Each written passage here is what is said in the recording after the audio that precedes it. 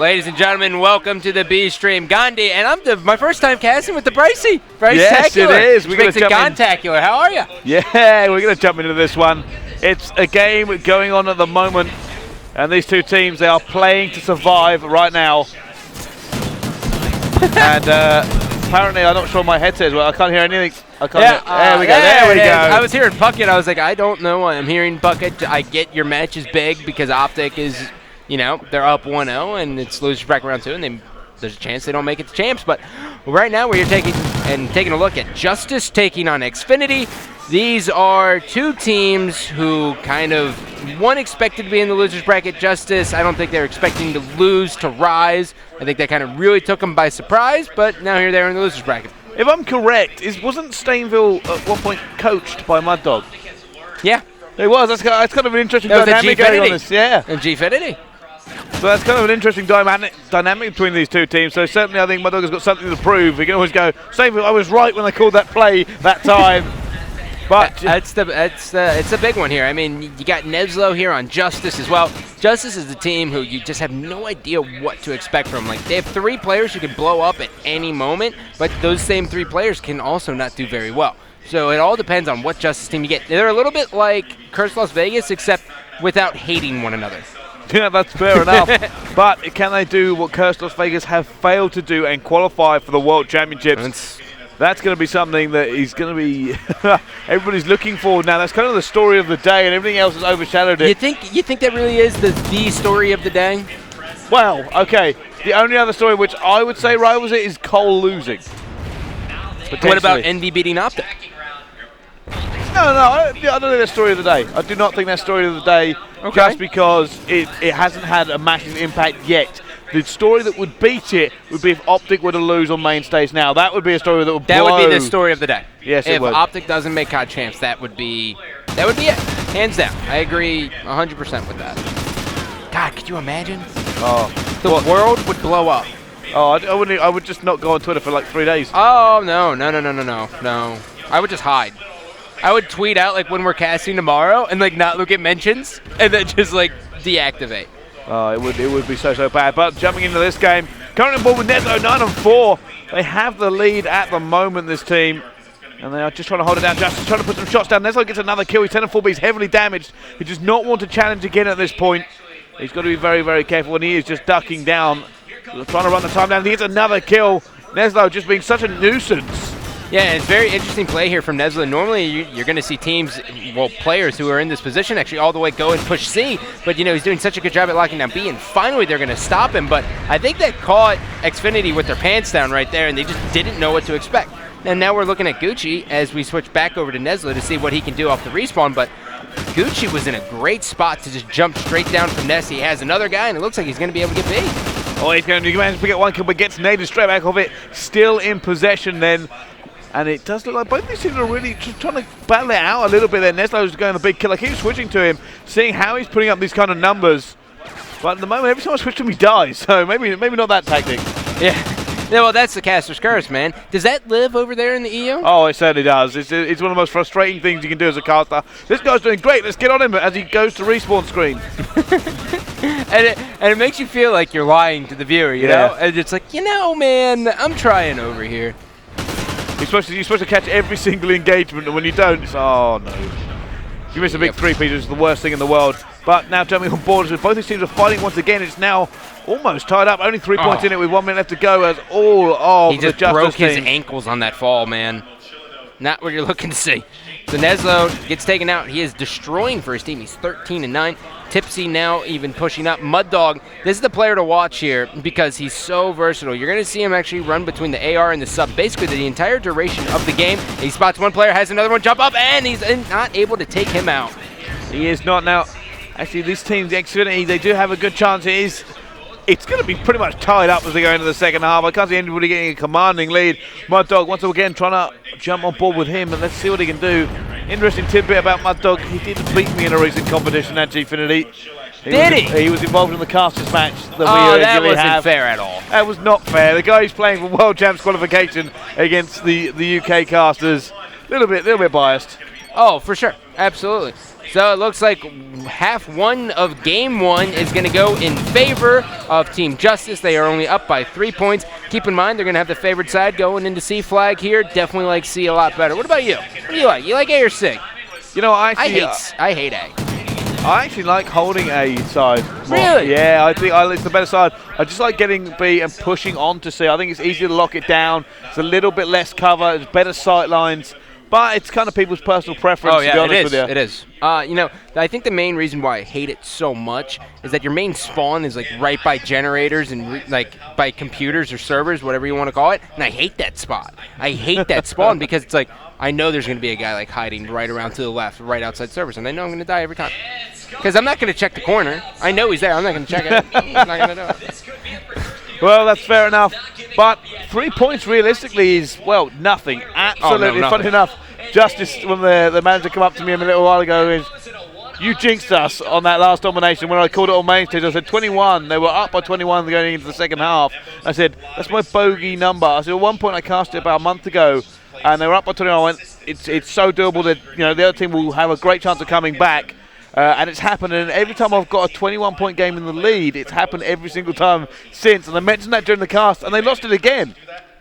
And that's a weird curse to have. It's really well. I can't believe it keeps happening to me. And it's such a weird number to like do math for too. Yeah, it's 5 times it's happened to me now on the trot.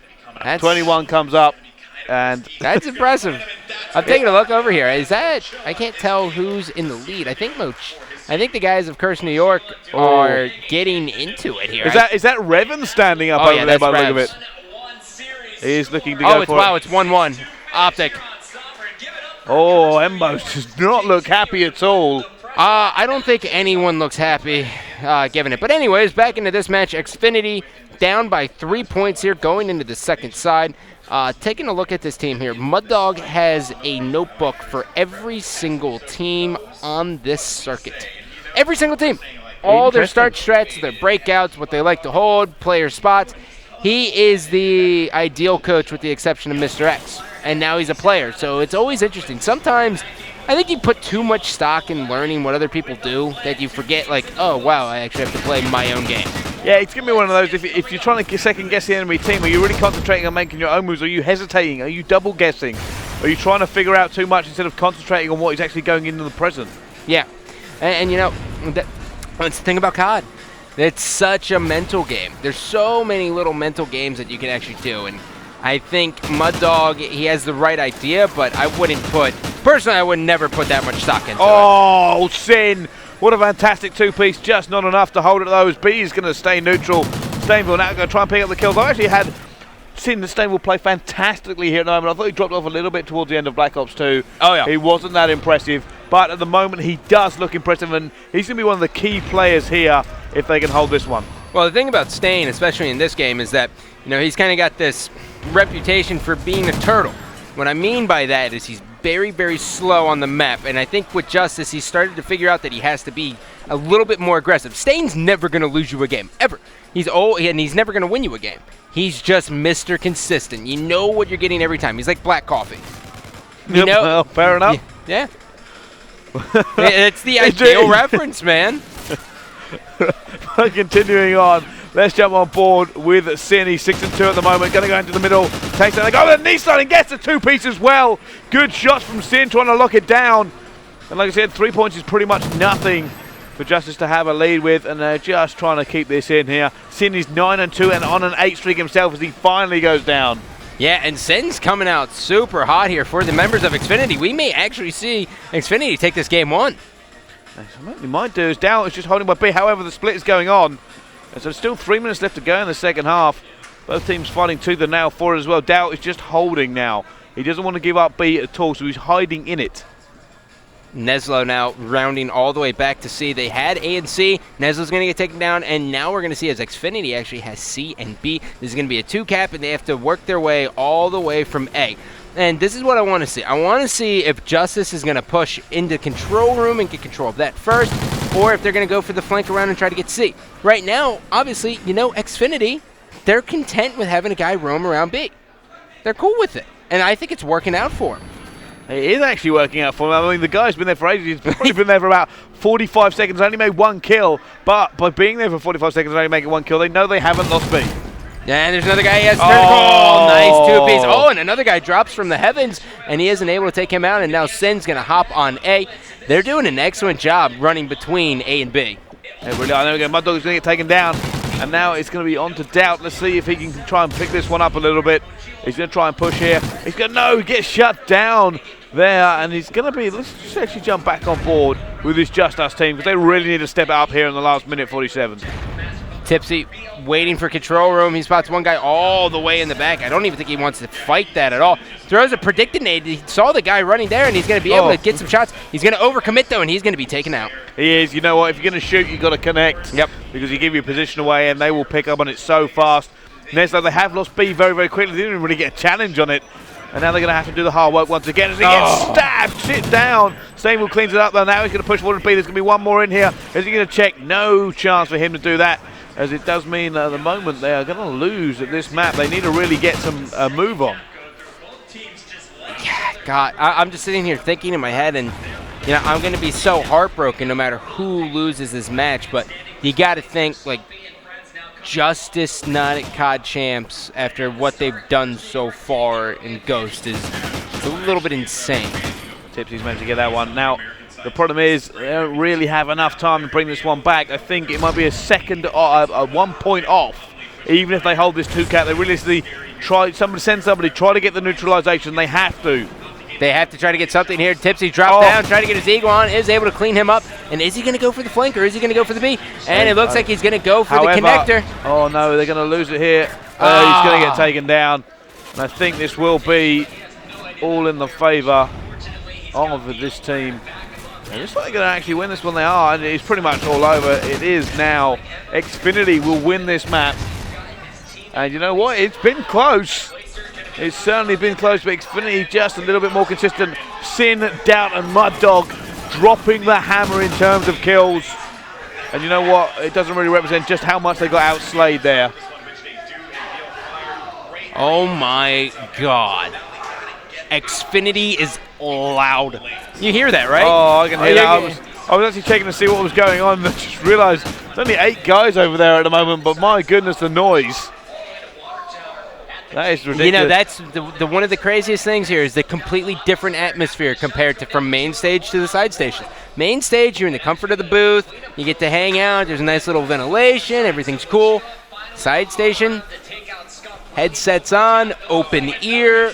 Players are in front of you. Much different atmosphere here. Oh, it certainly is. It's kind of like completely chalk and cheese than what you can expect from professional Call of Duty. On one, you've got the controlled atmosphere, the fact that screaming, it's not going to do anything but pump your team up, so you don't need to really blow your voice out. However, on the other hand, the open bracket, you can play the mental games if you wish to. You can, you know, it kind of even pumps you up even more, the fact you can say it to their face.